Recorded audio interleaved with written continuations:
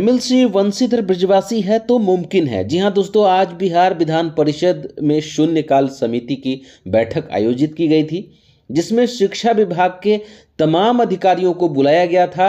इस मौके पर एमएलसी वंशीधर बृजवासी जी ने नियोजित शिक्षकों के प्रमोशन के अलावा लाइब्रेरियन की बहाली, डोमिसाइल सहित शिक्षकों के पूर्व में काटे गए वेतन भुगतान को प्रमुखता से रखा। आइए जानते हैं उन्हीं से क्या कुछ आज बिहार विधान परिषद में हुआ। बैठक में हंगामा हुआ है, सुनने में आया है। हंगामा नहीं हुआ है, ऐसा नहीं है, हंगामा नहीं हुआ है किसी प्रकार का। आप भड़क गए थे। देखिए, शून्यकाल समिति की बैठक थी और माननीय सभापति महोदय ने मुझे शून्यकाल समिति का सदस्य बनाया है और शून्यकाल समिति के अध्यक्ष हैं आदरणीय संजय बाबू, उनकी अध्यक्षता में आज बैठक थी।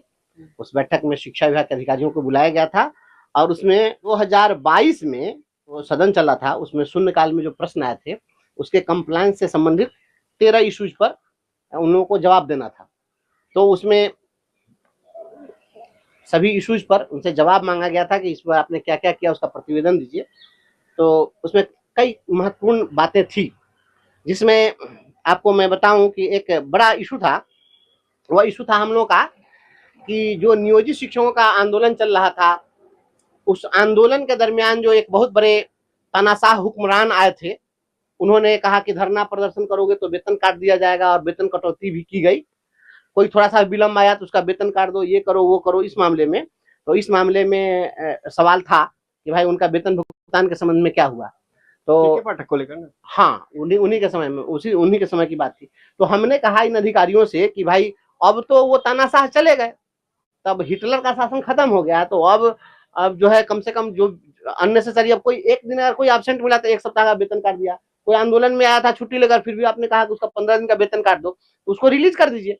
तो इस संबंध में वर्तमान वाले जो सीएस महोदय हैं, इन्होंने भी पूर्व में एक पत्र जारी किया था और उसमें उन्होंने कहा था कि अगर किसी की वेतन कटौती की गई है तो वेतन कटौती नहीं होनी चाहिए। तो हमने कहा कि उसी पत्र के लाइट में आप क्या करिए कि पूरे बिहार में, क्योंकि आदेश तो हो ही चुका हुआ है कि भाई इनका वेतन रिलीज कर देना है, तो हमने कहा कि ऐसे ही होगा नहीं रिलीज। आप सभी जिला से मांगिए रिपोर्ट, प्रतिवेदन मांगिए कि कितने लोगों का भुगतान लंबित था और कितने कटा था और कितने लोगों का भुगतान जो है रिलीज कर दिया गया, लंबित वेतन कितने लोगों को रिलीज कर दिया गया। एक रिपोर्ट मांगिए। इसके लिए हमने इंस्ट्रक्शन अध्यक्ष महोदय के माध्यम से शिक्षा विभाग को, अधिकारियों को हमने दिया है। डायरेक्टर आए हुए थे, प्राइमरी डायरेक्टर से हमने कहा है कि आप बताइए कि नियोजित शिक्षक प्रमोशन आपसे मांगना है, प्रमोशन क्यों नहीं दे रहे?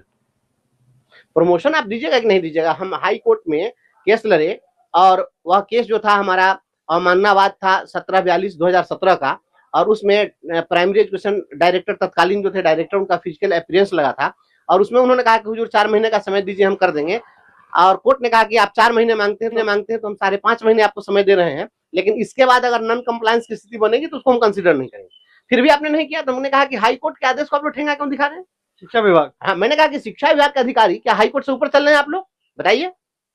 मैंने खड़े लहजे में कहा इस बात को कि आप इस चीज को देखिए, और प्राइमरी डायरेक्टर साहब को नोट भी किए, मैंने नोट करा दिया उनको। मैंने कहा कि आप इसको देख लीजिए और नियमावली जब बनी हुई है और आप खुद आपने जाकर कमिट किया है कि हम प्रमोशन देंगे, तो आप प्रमोशन दीजिए।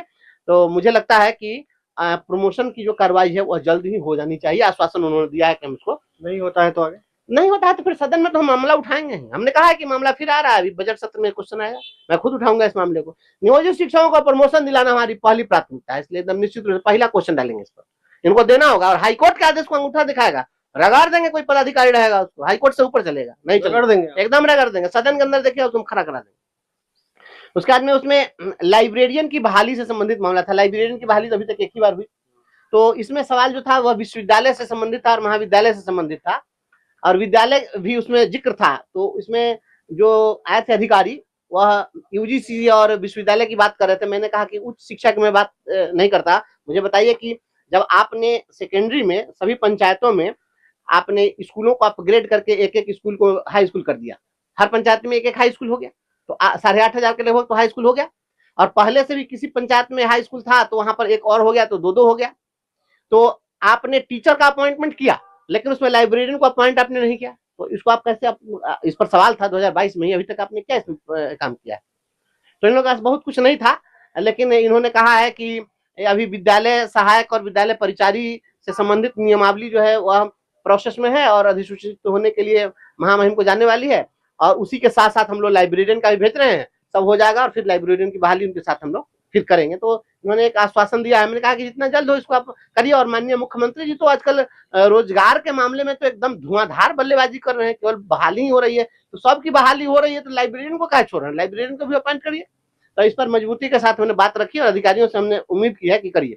और एक इसमें भी मामला है, फिर अगर इस बीच में नहीं करते हैं ये लोग, हम सदन में फिर बुला लेंगे लोग। गुस्से में काहे रहते हैं? अरे गुस्सा की क्या बात है, मान लीजिए कि ये रात दिन जो है दिन भर चक्की चले, उसमें से 100 ग्राम आटा ना निकले तो चक्की चलाने का कौन मतलब। खाली शिक्षकों की ही समस्या है, खाली आप शिक्षकों की समस्या, पत्रकारों की भी समस्या है, आपके नहीं, पत्रकारों नहीं, की सवाल पर मुझे है कि आप लोग को भी पेंशन की सुविधा दी जाए। जितने भी पत्रकार हैं उन पत्रकार लोगों को भी बजाबता जो है रजिस्टर्ड पत्रकार बनाया जाए, इनको भी। मतलब पढ़ाने के अलावा सबसे ज्यादा समस्या शिक्षकों को होती है। अच्छा, तो सबसे अच्छा शिक्षक की समस्या अगर दूर नहीं होगी, अधिकारी कहते हैं काम करने के लिए तो आपको दिक्कत है। कौन कहा है कि काम करने से दिक्कत है? काम नहीं शिक्षक करता है तो अधिकारी लोग करते हैं।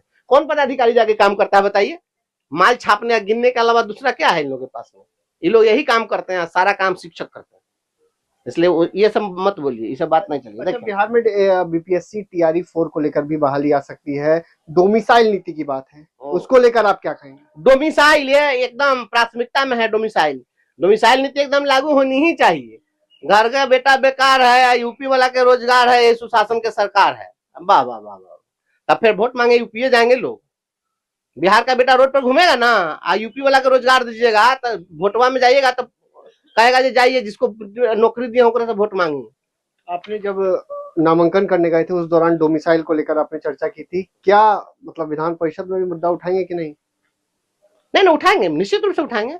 हम एकदम यहाँ बिहार के नौजवानों के साथ खड़े हैं और बिहार का नौजवान डोमिसाइल लागू कराने के लिए एकदम संकल्पित है, लड़ेगा। जान लीजिए बदलता हुआ बिहार है।